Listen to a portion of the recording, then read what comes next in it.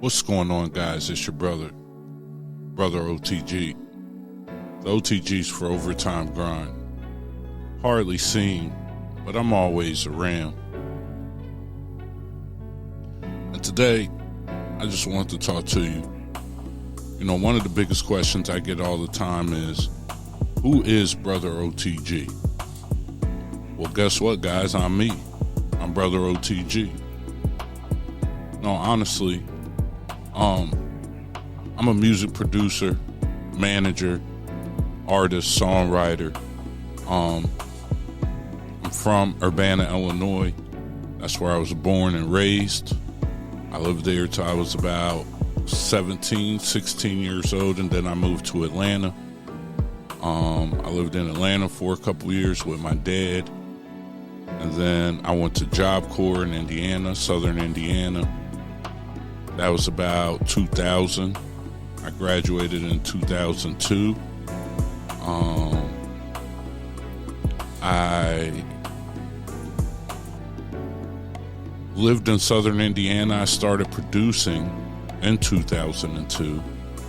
I got a computer, started on Fruity Loops. It was like Fruity Loops 3 then. You know, Cool Edit Pro, Pro Cakewalk, Pro Audio 9. That was my where I started. So a lot of people don't know that I started production way back in 2002. I actually started selling CDs and things of that nature when I was like 15 years old. I tell you guys all the time to follow my Twitter. My cousin, O.T.G exclusive, he's the president of Overtime Grind. We'll get to what Overtime Grind is in a second. Me and my cousin worked for a guy, and we worked for a place called the Rap House. And at this place is where we will get CDs, mixtapes, and we will sell them. We get them on consignment, and we take them out and sell them. And that's kind of the start of how I got to learn music. You know, the University of Illinois is there, so I got cool with some IOTAs in a fraternity. Around 16, I started to be a selector, selecting records for the DJ, carrying into crates, things of that nature. From there, you know, we started to host some freestyle battles and things of that nature. By the time I turned 21 or 22, I had a major CD collection. So when I was at Job Corps, I started to DJ our parties that we would have there every Thursday and Friday, every Friday and Saturday, and all of our assemblies, I would be the DJ. Shout out to everybody at Atterbury Job Corps graduates.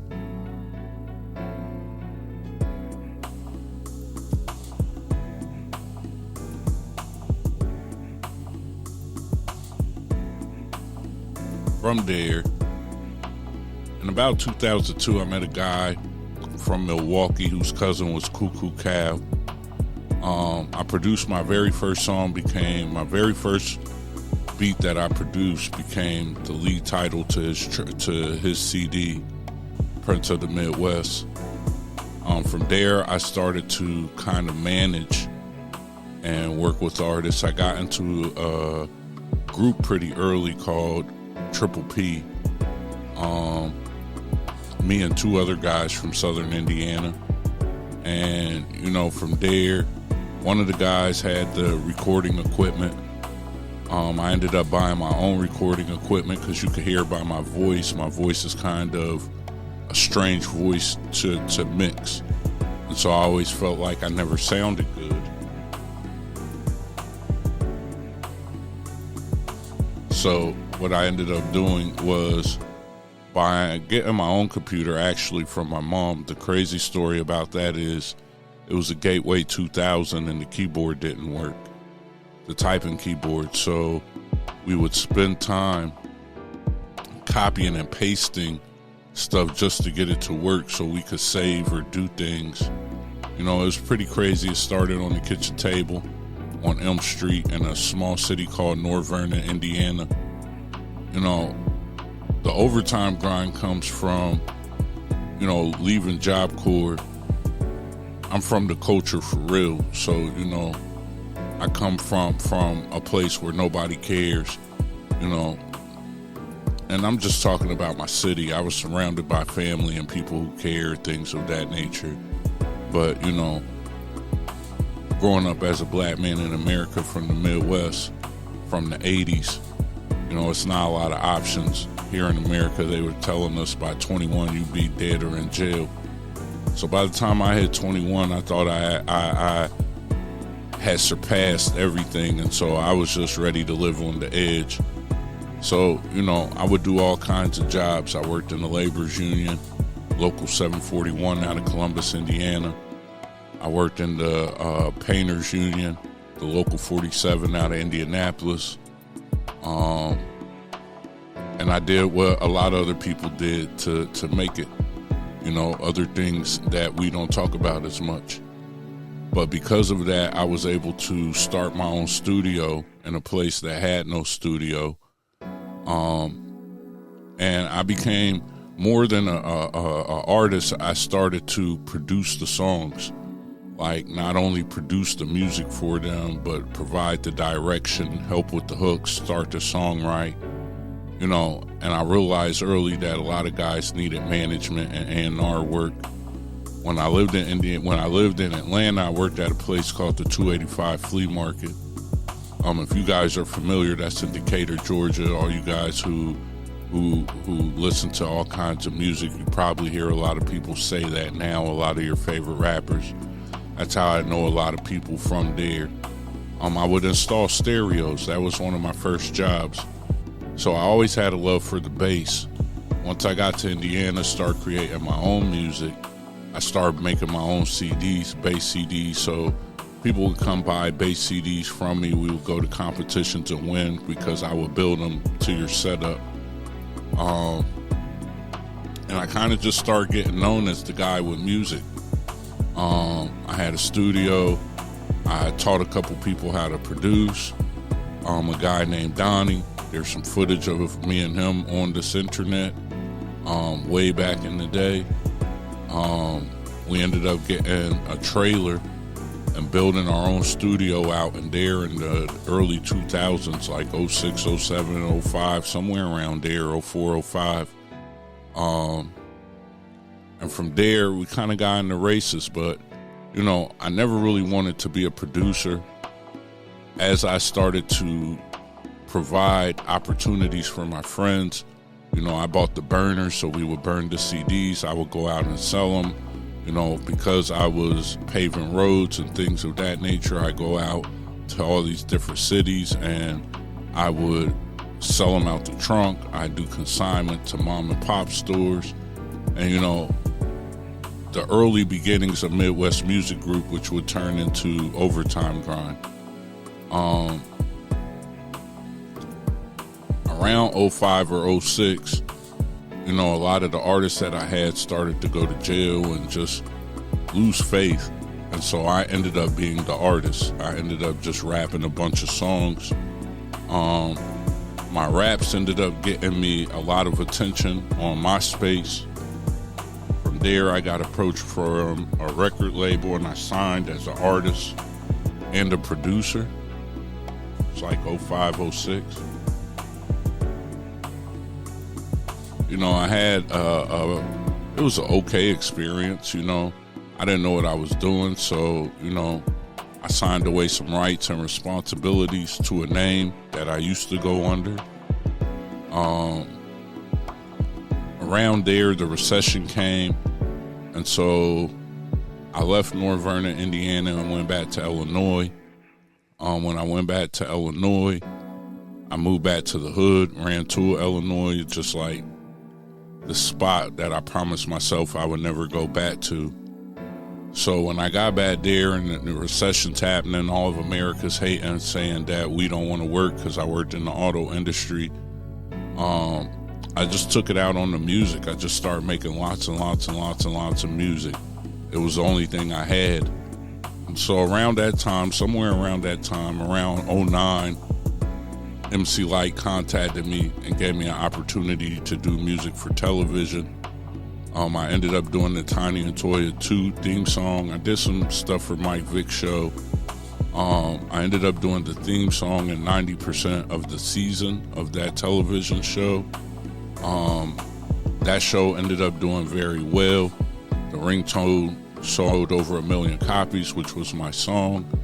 And from there, I produced a lot of stuff for TV. I moved to Philadelphia.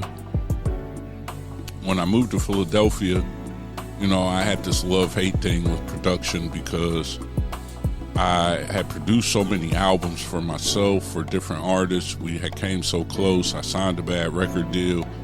And so doing TV wasn't rap. It wasn't glorious at the time. This is like 2010, 2011. So when I first came to Philadelphia, I met an artist named Tone Trump.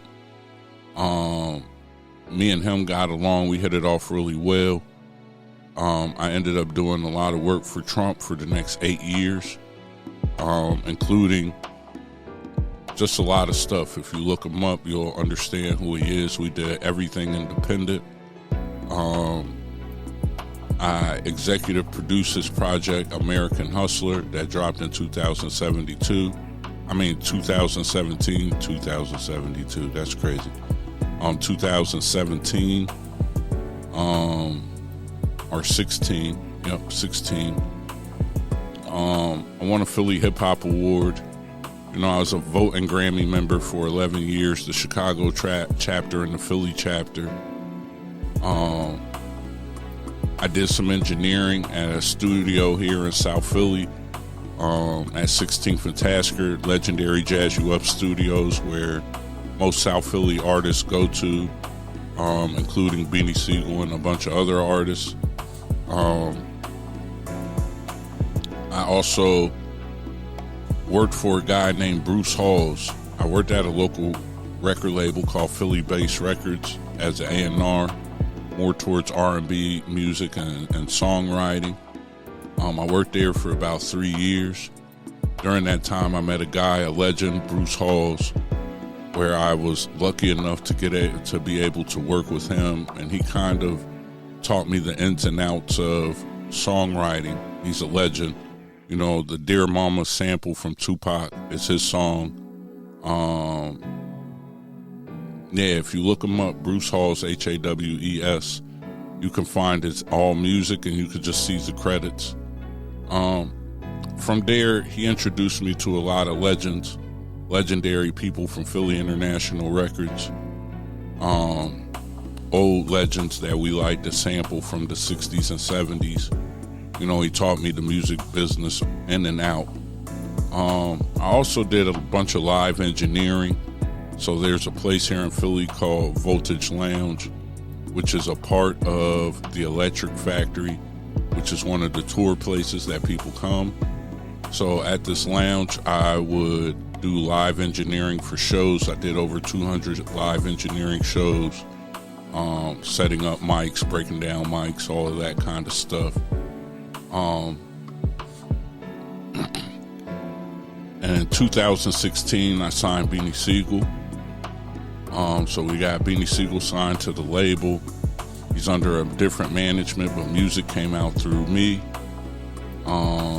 That situation is still a situation that is here today.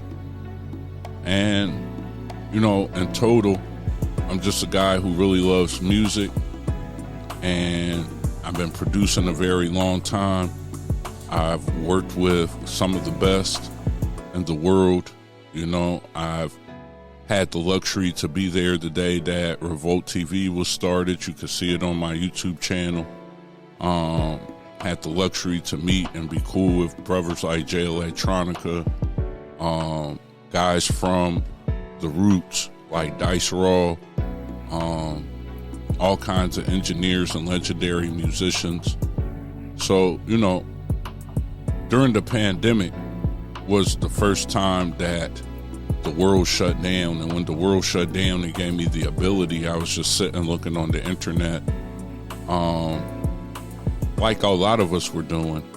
And what I realized is that, you know, this legacy that I've lived that everybody knows in the streets, you know, if you follow my Instagram, I got 26,000 people there.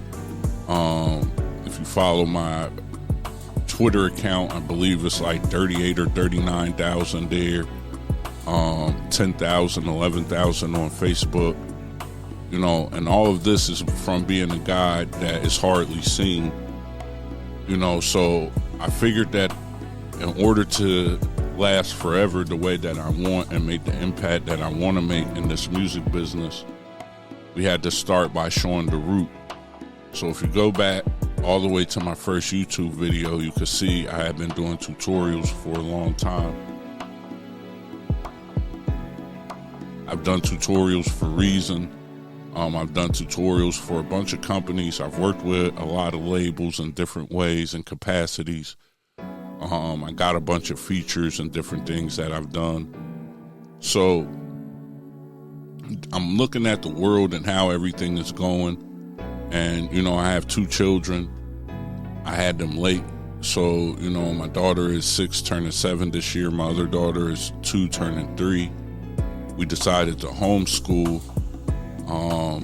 So what I decided is, while I run my private studio where I just deal with selected few, the outtakes that I would do, I would start to create a YouTube channel and just share tips and put up different things working totally inside of one thing. So we started with Reason and covered Reason. We started, then went to Machine, you know, then we went to the MPC, then we went to the SP404. You know, we got Ableton up there. And my goal, you know, I'm never going to go back to working. You know, when I was working, I was selling cars for the last 5 or 6 years, and that's done. You know, prior to that, I hadn't worked since I was laid off in Indiana. It's been just the music since 2009. So since I know that's not a way that I'm going to go, and I've been blessed to be able to take care of my family off something that I love, the next option is to just create and be able to share this for my children. So I just wanted to give you guys a rundown of who I am. I know I don't like to show myself. And the reason why I don't like to show myself is because after managing artists for so many years, what I realize is that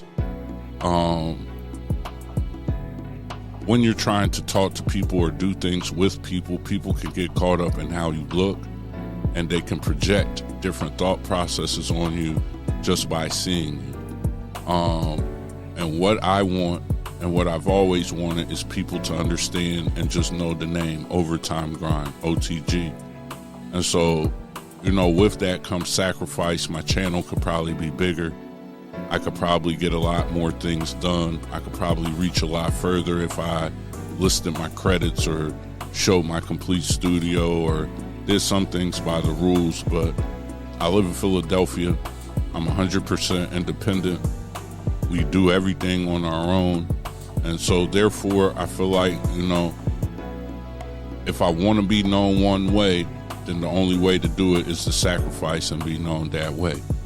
So because of that, I also come from a time where, you know, people didn't put all their business on the internet.